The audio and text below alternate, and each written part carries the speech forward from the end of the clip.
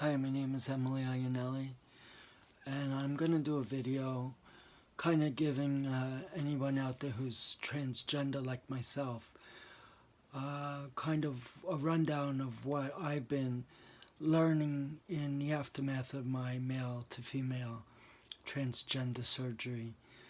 I think it will give you out there interested some kind of an idea of what maintenance is like for a male to female transgender woman. I knew there would be adjustments to be made. I'm very happy with my surgery. I'm very relieved that it's done, and I'm very happy with the results. I am going to my surgeon doctor for follow-up visits. My surgery was on September 11th of this year, 2019. So if I'm actually a little over a month now post surgery. So I'm a post-op transgender woman since September 11th, 2019. And I never thought that I would be able to say that I'm a post-op transgender woman. It feels good. I've struggled all my life knowing that I was different. And I'm just trying to, go forward as a transgender woman and heal. And, my life hasn't really changed. I'm still facing the same things that I faced pre-surgery. So, but I'm happier. I feel more comfortable now as a transgender woman who's had bottom surgery, male to female, for the vaginoplasty. So I'm happy. I feel good. I do experience pain now in the aftermath of surgery because of the dilation, but that's normal. That's to be expected. It takes a while to get used to it, but I'm happy. I was in the Mount Sinai transgender clinic, and I still go there. And they really are a very good hospital and network of doctors who are performing these transgender surgeries. And it's I'm very impressed with the surgeons and the doctors that I've been in contact with. I also go there for my psychiatric needs. So I'm very pleased as a transgender woman, and everything that I was hoping for in my transition, which began in 2012, March of 2012, 7 years. I am now post-op transgender. I'm a post-op transgender woman, and I'm very, very happy.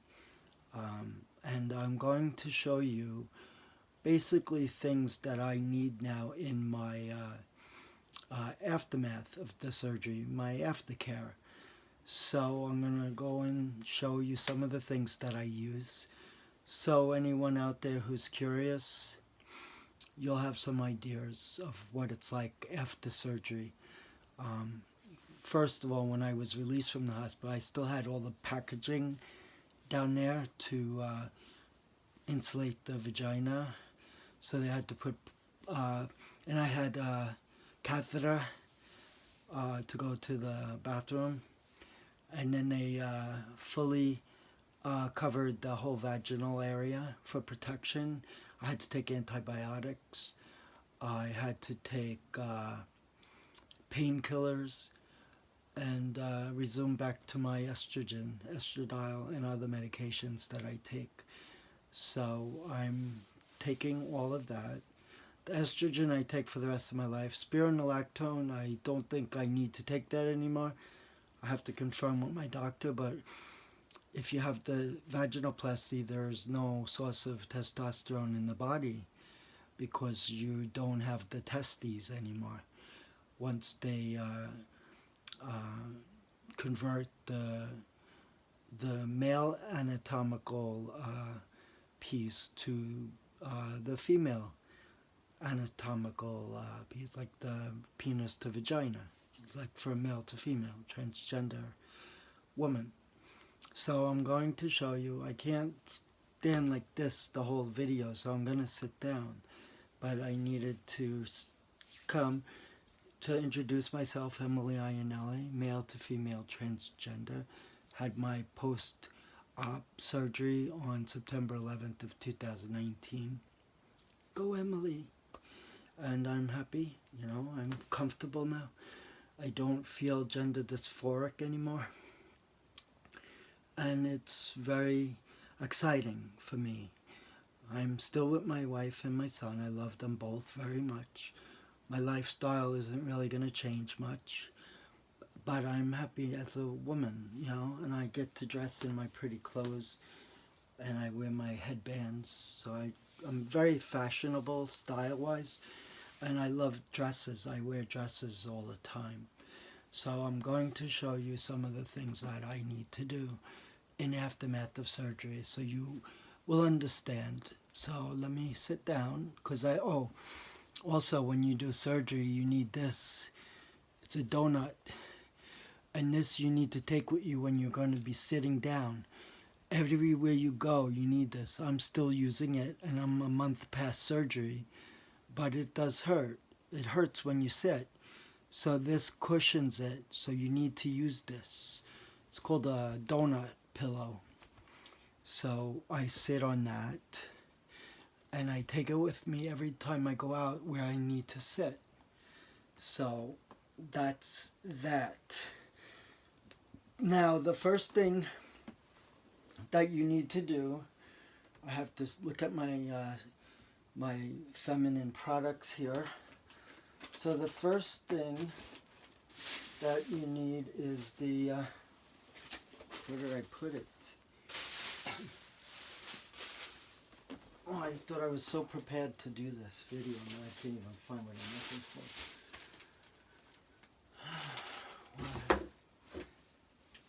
Oh, here it is. Alright, so you've always heard that one of the major things that a transgender woman has to do is dilate. And dilating requires a lot of dedication, and you need to really stay on top of it. So I'm not going to be graphic, but I need to show people what the dilator looks like, and you have 4 of them, and you're supposed to progress from the smallest to the largest, okay? Basically, you need to use lubrication. So I get this at Walgreens, lubricating jelly, and it looks like this. It's a tube, basically. See? Lubricating jelly. Now, when you visit the surgeon's office on your first visit, when they take out the bandaging and the packing, they give you something like this. It's called Easy Lubricating Gel. Easy Lubricating Jelly. So that's what my surgeon gave me after surgery. And in addition to that, I'm going to show you the dilator so you got an idea. Basically, it comes in something like this. Maybe different for you, but this is what they gave me. So it's a purple velvet case with 4 dilators. So the first one that I used is the purple one, see? And this you have to use, you have to insert this. After you put on all the lubrication, you have to be very diligent. The first 2 weeks you do it twice a day. And you always have to make sure they're clean. You have to wash with warm water and soap. And you have to lubricate the very top of this. Very good. You need to make sure it's very easy to slide.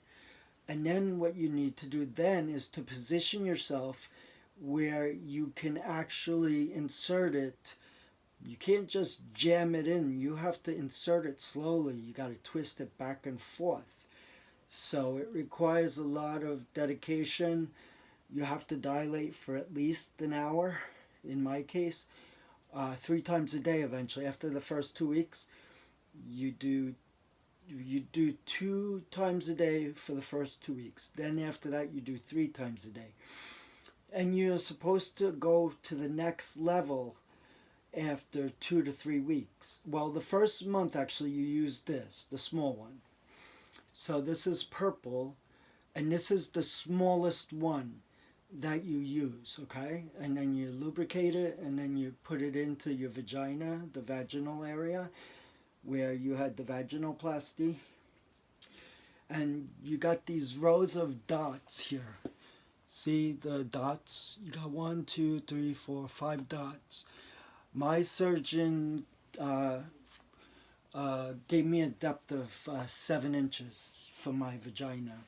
So basically, he told me that you need to insert this all the way up to this dot and try to get up to here. So you got this little part that's exposed, but the rest of it is in your vagina. And then you have to do that for the hour. And it's not like you're going to get it in all the way immediately. It takes time. You have to manipulate it. You have to twist it. You have to put it in. It's not easy, but that's how you do it. That's the first one. Now the second one is what I'm on now. And I'm a month post-surgery, a little more than a month. So now I've moved up to the second one, which is the blue one. And if you can see the difference, you definitely could see the difference that the blue one is larger than the purple one. So the purple is the first one that I used. Now I'm advanced to the blue one. And the blue one also has 5 dots. So you still need to do the same thing that you did with the very first one, in my case the purple one, and you lubricate it, and then also you have to position yourself in a comfortable way, and then you just manipulate it into your vagina, and you twist it, make sure it gets in as far as you can go. I'm pushing it in as far as the 7 inches that my surgeon provided me. So that's the purple, the first one. This is the blue. I'm very intimidated by the next two, and to be honest with you, I'm going to talk to my surgeon because I don't think I'm ready to even consider those yet. It's painful enough doing the first two. It takes time, but then you get used to it. So that's the purple and the blue. And you always have to wash them. Every time I dilate, I have to take a shower. I have to get clean. So you have to make sure that they're clean, obviously. Now this, I don't know how I'm going to get this in. It's just way too big. And it's very intimidating. You can even see it compared to the blue one. Compared to the blue one, you can see how much bigger it is. It's really big. Now, I cannot see myself using this yet. I don't know when, but that's what I want to show you. It's like you're progressing to the largest one, and this is large, and I can't even imagine how I'm going to be able to insert this into my 7-inch depth vagina. I just can't see it. I don't know. I'm going to have to work at it because I'm not ready for that. And then you think that's big. You think that's big. Wait till you see this one. This is really big. This is a monster. Look at that. That is insane. How the hell are you going to get this into your vagina? This is crazy. I mean, look at it compared to the initial one. This is the one that you start out with. Now look at the difference. Oh my God, that's crazy, right? How are you going to go from this in the beginning to this and then you got to do this basically for a really long time. I don't know how I'm going to get up to this. It just doesn't make sense. It's too big. I'm afraid I'm going to tear something. But that's what you're up against, ladies. It's not a picnic. But it's got to be done because you run the risk of your vagina closing up and you don't want that. Now, my doctor said, because you may be thinking of it, I don't know, but they usually say that if you're wanting to have sex with men, you cannot have sex for at least 4 months or maybe longer. So any of those transgender women out there that want to have sex with men, it's not going to be right away. You're going to have to make sure that you're doing your dilating and that your vagina is going to stay the way the surgeons had performed it and what it was meant to be, open and easy to use for sex with men, if that's what your sexuality is. So that, and then it comes in like this, and I fold it, and you have to make sure after each use you clean it with warm soap and water, warm water and soap, and that's that. That's the dilators, 4 of them, and they're color schemed, so it's purple, blue, light green, and orange. I'm only on the blue now. That's the second one. And then I told you already about the lubricating jelly. You need that, obviously, to put onto the dilators. Then you start to wear this. This is disposable underwear, panties, that you need a supply of. And they run out quickly because every time you dilate, it's like 3 times a day. You're throwing out 3 of these panties every day. And you can't wear cotton underwear because you're going to ruin it. So that's why you get the disposables. And you have to use it for as long as necessary. So I got always discreet underwear. It's disposable. It looks like this. It's like a diaper, I guess. But it looks like this. Here it's got the little purple bow, ribbon or whatever, and it's, you've seen this before, and it's got padding down here and here, so you need that. And also after surgery you will start peeing like any other woman, female pees. You pee from the back side, the behind, just like any other woman, because you're a woman now. So you need that. Disposable panties. How exciting. And then what else do we need? Well, also, you need panty liners. Panty liners you need to put into the disposable underwear.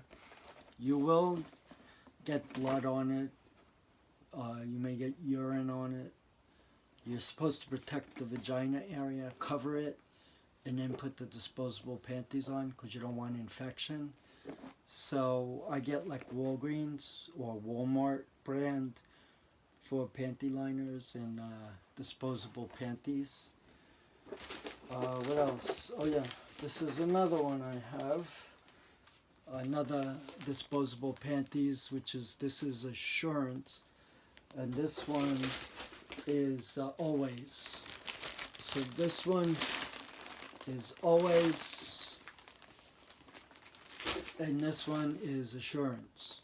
This I got at Walmart. This Equate.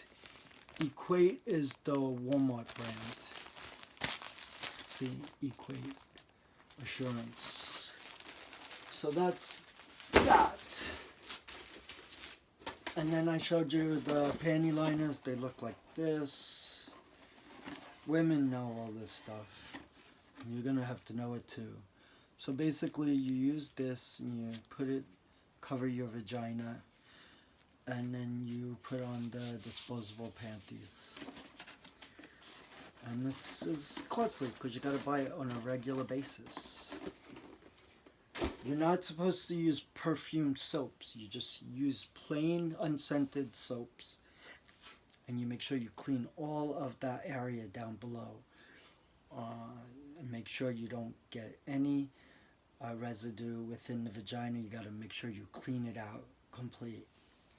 Then the next thing I have always also, these are also panty liners. So this is another thing that you need. And my nurse, I have visiting nurse service, she ordered me these sterile pads, and they're liners as well, and you cover your vagina with it, and it's to protect it. So it comes in a package like that, and it says McKesson ABD pad sterile, McKesson, and it comes in a box like this. So you need that.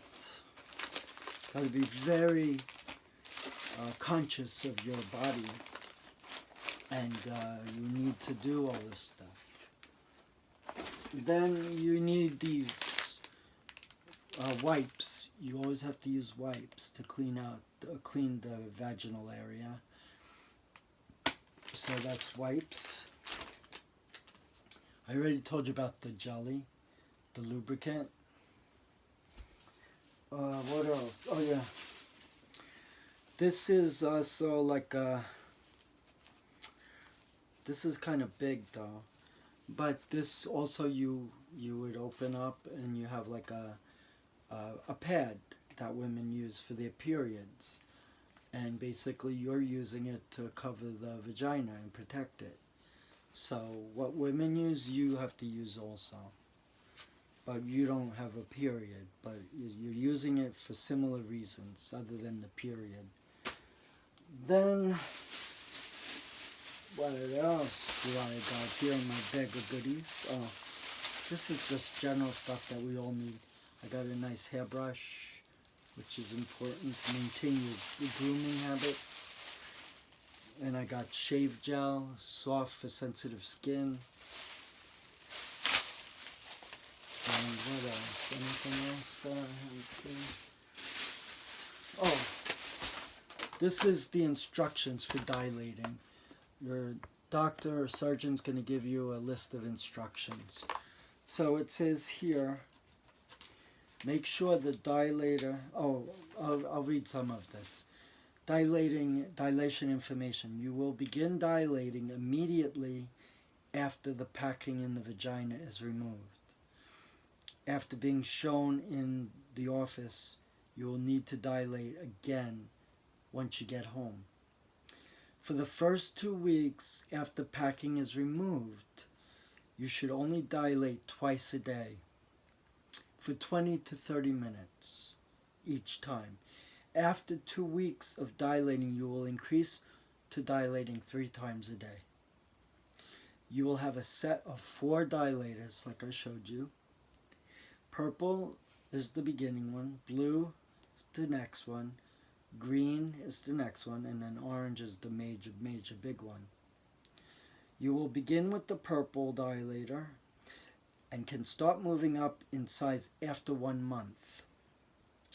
When you feel comfortable with the current dilator you are using, feel free to try using the next size up.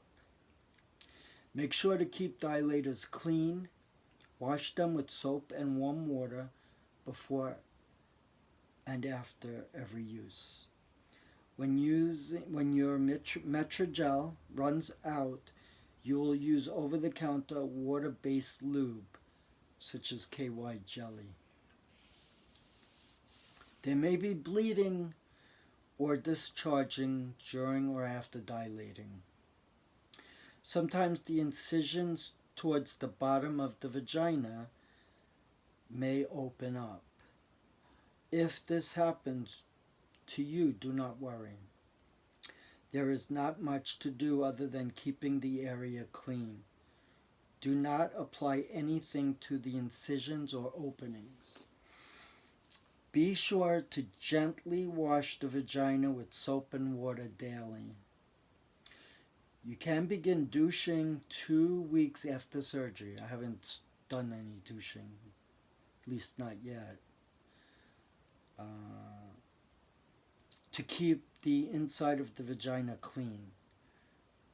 If the vagina feels tight when dilating, try increasing the number of times you are dilating, or the length of time you are dilating, excluding the first week.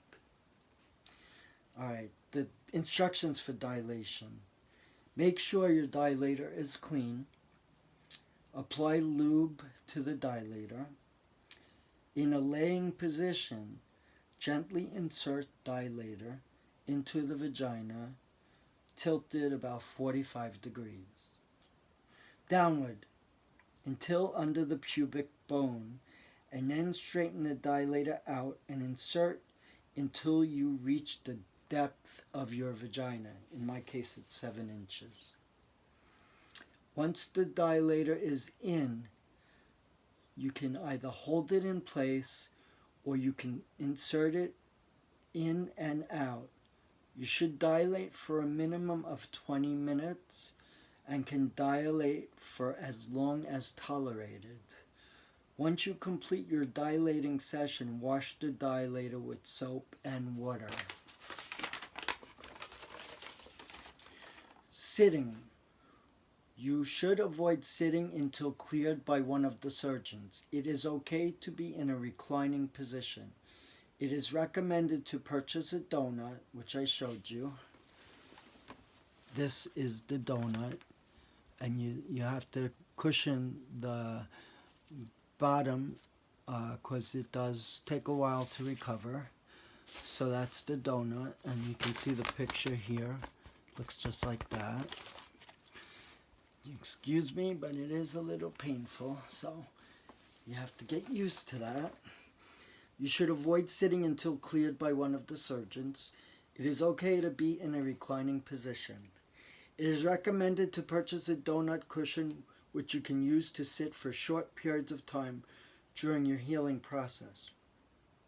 There is a picture of one below, and these can be purchased in most pharmacy, healthcare stores, or on Amazon. Douching. I haven't done it yet. You can begin douching 2 weeks after surgery. Only use plain water or soapy water to douche. You can purchase a vaginal douche or simply use a squirt bottle. To douche, you will gently insert nozzle into the entry of your vagina and slowly squeeze the bottle. The solution should flow freely out of your vagina. This should be done while either sitting on the toilet or standing in the shower. You can douche twice a week or more if needed. So basically, that's that in a nutshell for dilating and douching. What else do I have in my bag of goodies? This is just things I like.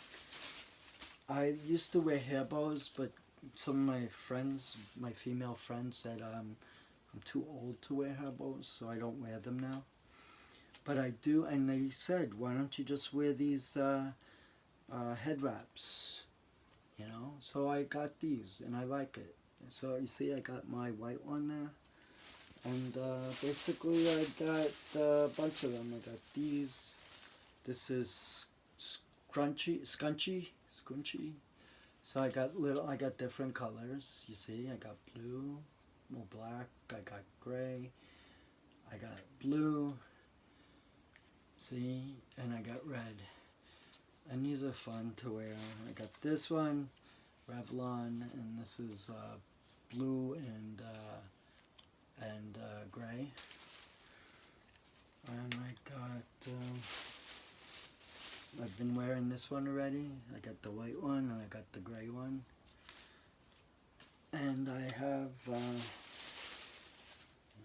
a black one.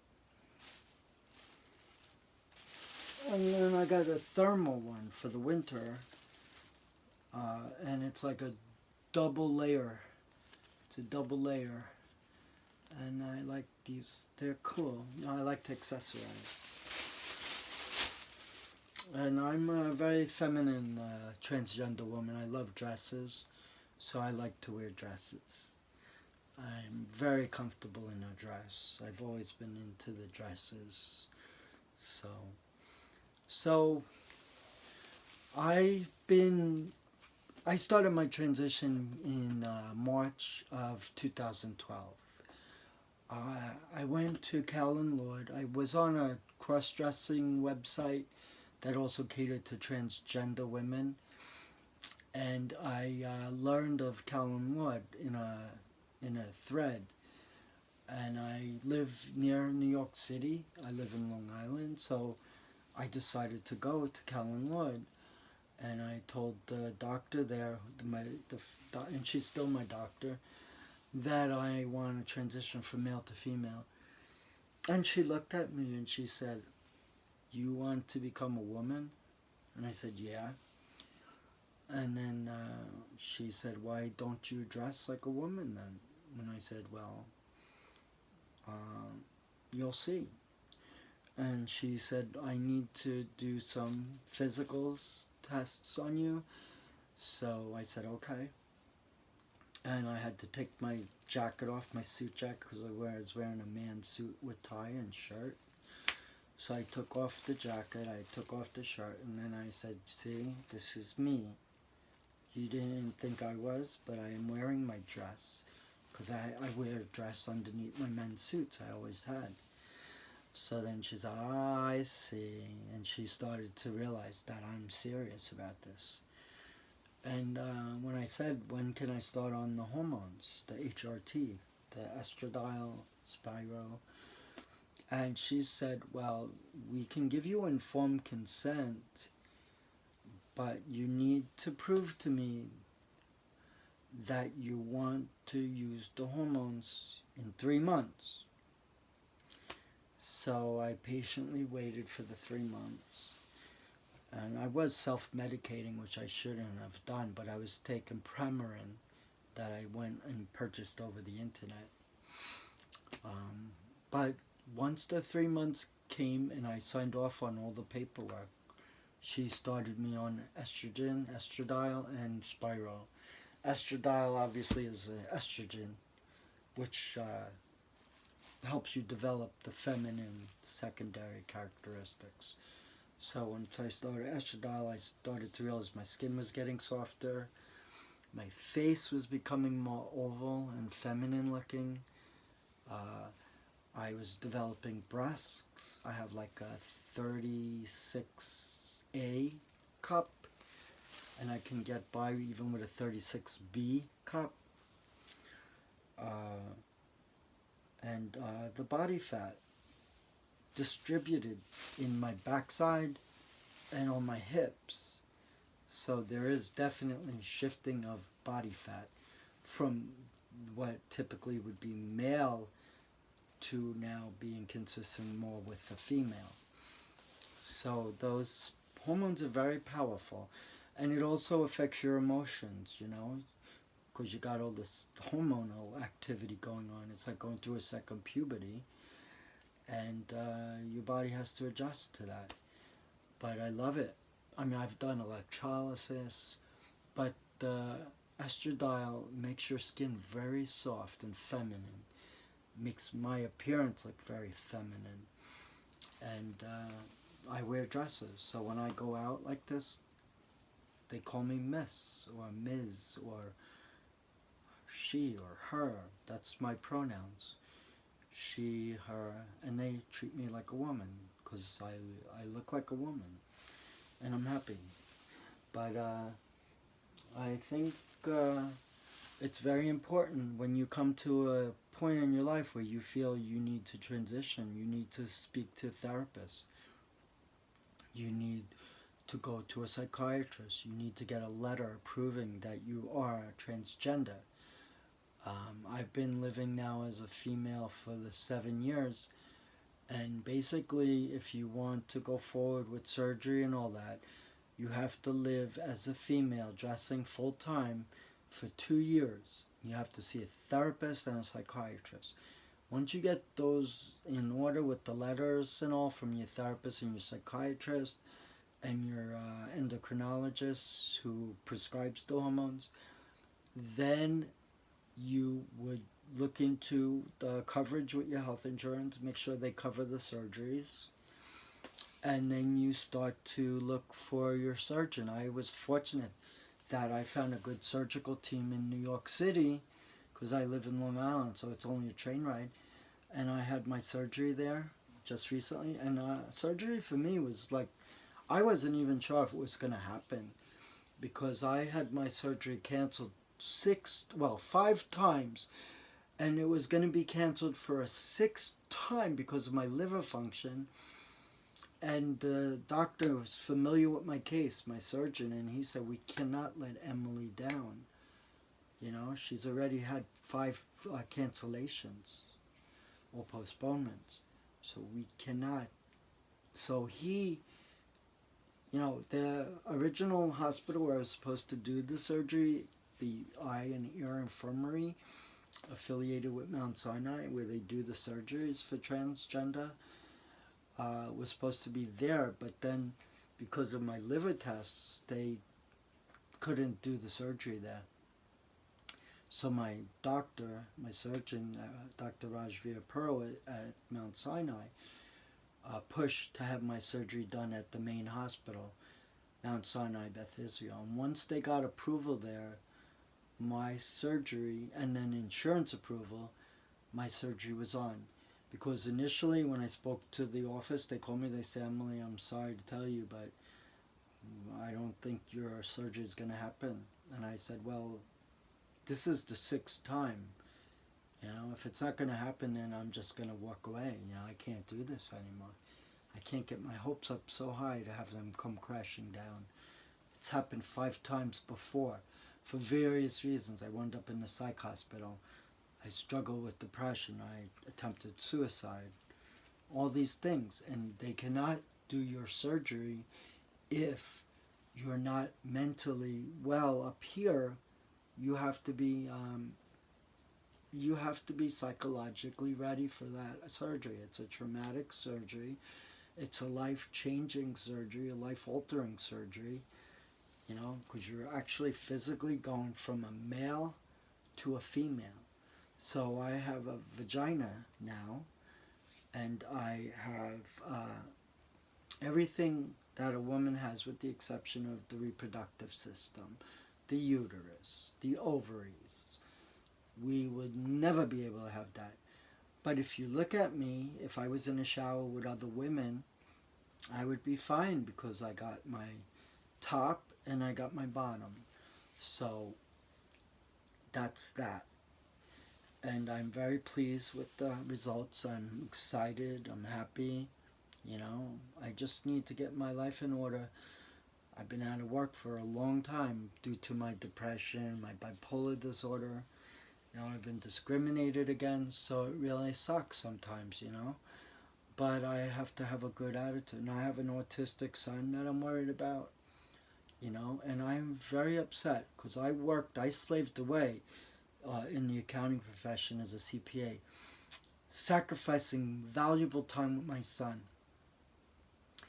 And my son needs me, He's having troubles. He's 20 now. But I can't get the time back that I spent in the office working overtime and sometimes even staying overnight in the office because of deadlines that had to be met.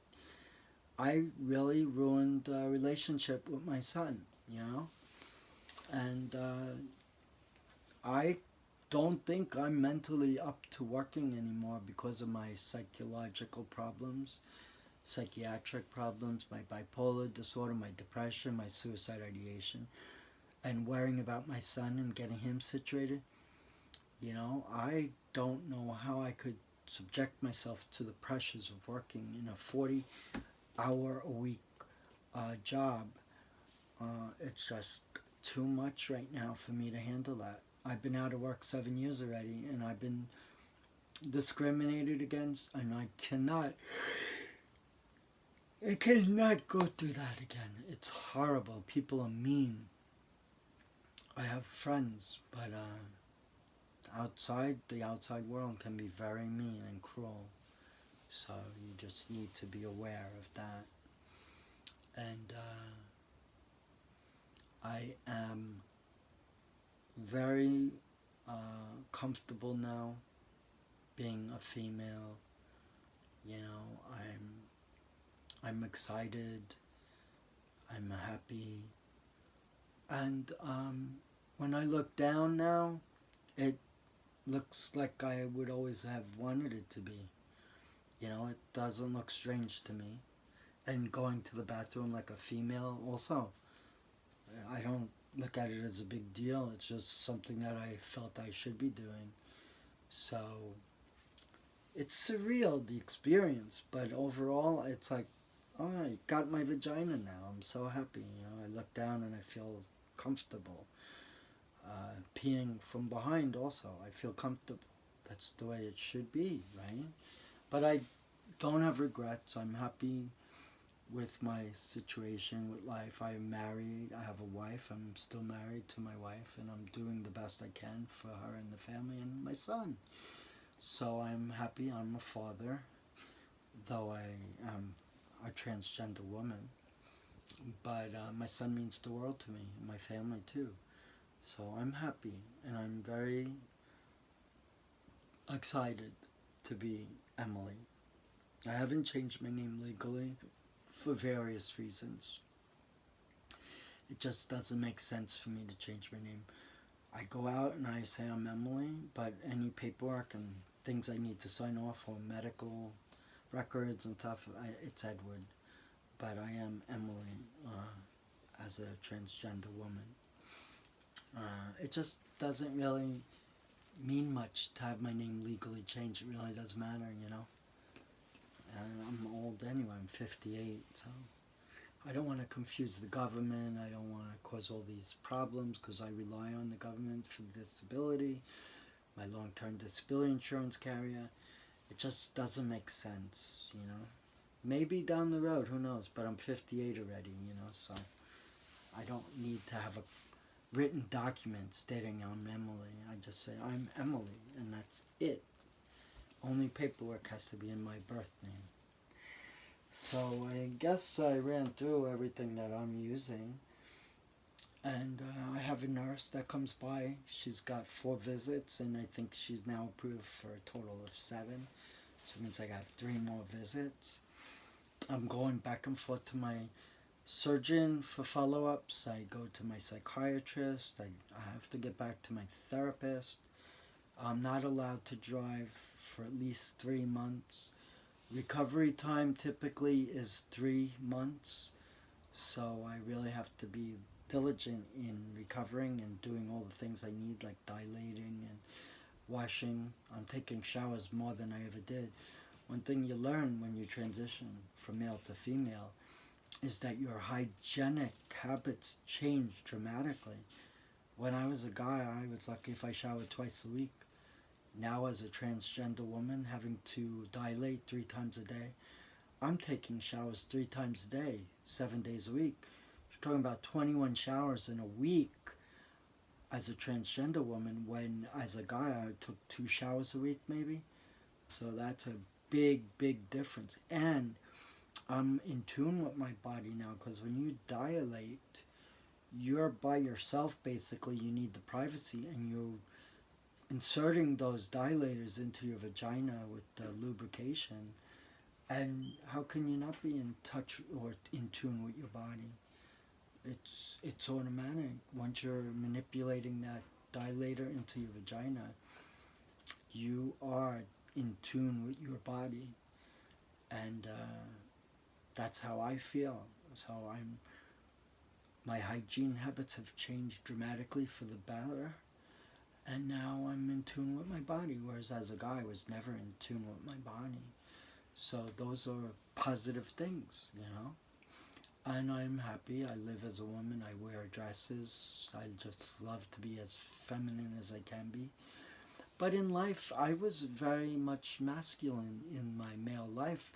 Nobody had a clue that I was transgender.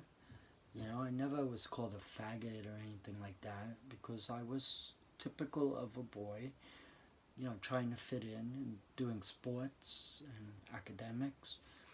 So nobody really even gave me a second thought that I wasn't anything other than a guy back then. And I went through my life work-wise as a man, working in a CPA profession. So I kind of fit in. But I was naive when I came out. I came out in like August. Well, I started the hormones in June, but I went to get help in March of 2012. But I didn't come out to my work employment until roughly August of 2012, and that's when everything fell apart. You know, and I had to regroup, and I've been struggling. I've been in hospitals. Literally, these past 7 years, I've been in hospitals over 100 times, whether I was admitted or gone there for a wellness check. I've been in hospitals admission-wise probably around 20 times, maybe more, between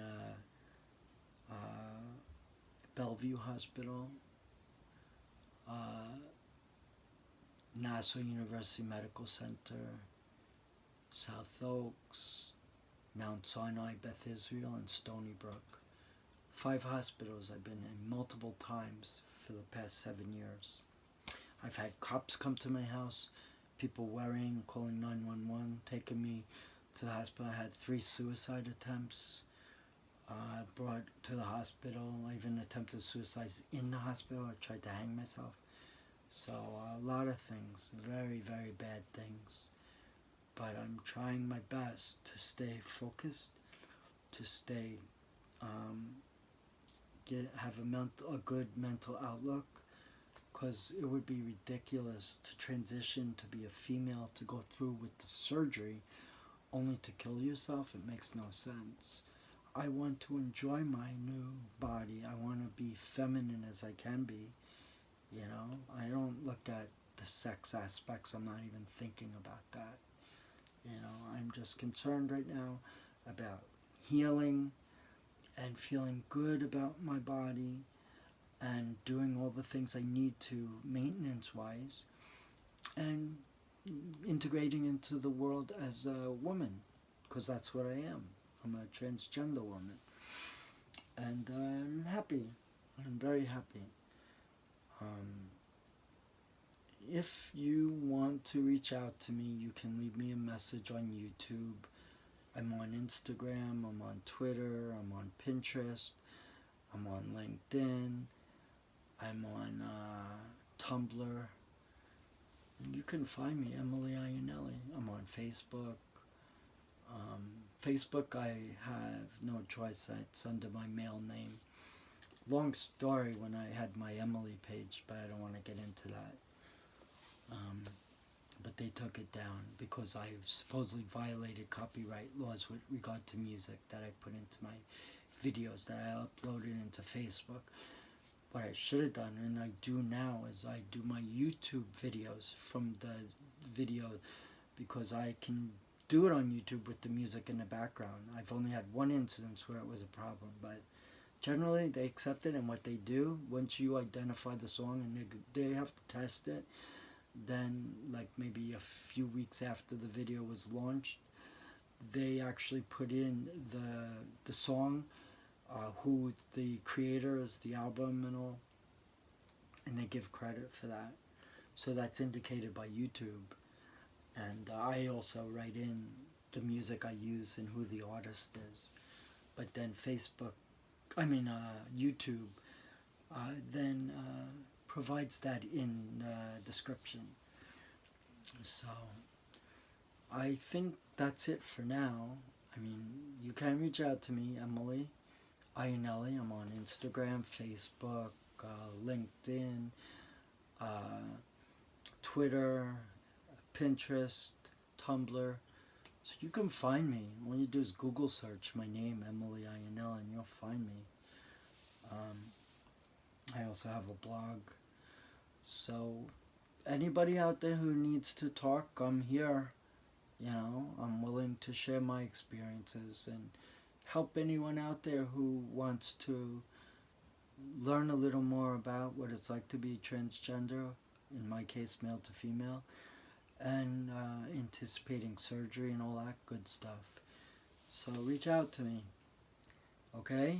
I'm not going to bite you. I'm not going to hurt anybody. I'm going to tell you what my experiences are. And I'll share it with all of you because I think I'm proud of myself, you know. I struggled since I was 3 wearing girls' clothes all the way through adulthood. I identified as a woman way back when. I wanted to have surgery at 16, but I grew up in a different era and I was in Brooklyn. So it was just not meant to be. But at 50, when I hit 50, that's when I realized if I don't do it now, I'm never going to do it. So I'm happy. I've been living as a woman now for 7 years. Unfortunately, I lost my job and then everything turned upside down. And I'm not working. I have the disability because of my mental illness and depression and bipolar disorder. And I'm transgender. But now I'm a woman and I'm happy. And that's what I can tell you is if this is what you really want and it happens, you know, it's a great thing. It's a great feeling. And to me, it's a surreal experience too because I never thought that I'd have my surgery. When the girl from my surgeon's office, Sam, called me, she said, Emily, I don't know if we're going to be able to do the surgery. And I just cried into my pillow. I pushed my face into my pillow and all I could do was cry. And she said, we're going to give you a call within the next half hour. We're trying to get your surgery at the main campus of Mount Sinai, Beth Israel.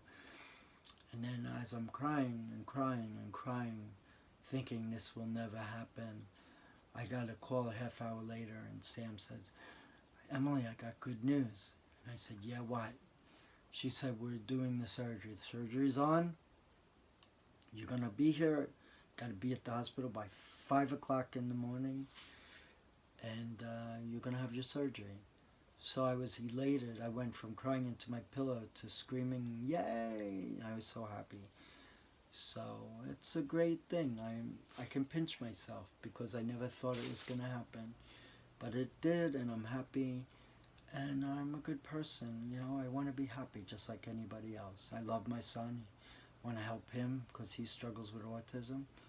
And I'm there for my wife. I love my wife. If it wasn't for my wife, I wouldn't be able to do the surgery. It's her health insurance that helped me do the surgery.